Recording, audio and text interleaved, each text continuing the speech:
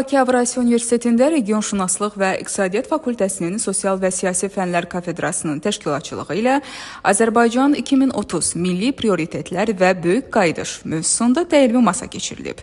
Tədbir dövlət himni ilə açılıb. Açılış nitqində kafedra müdiri dosent Aybəniz Rüstəmova milli prioritetlərin sosial-siyasi inkişaf üçün önəmini vurğulayaraq Azərbaycanın 2030-a doğru yeni çağırışlarla üzləşdiyini bildirib. Daha sonra kafedranın müəllimi dosent Pərinaz Sadıqlı Böyük Qayıdış proqramının azad olunmuş ərazilərdə bərpa və sosial həyatın dirçəldilməsi baxımından strateji rol oynadığını qeyd edib.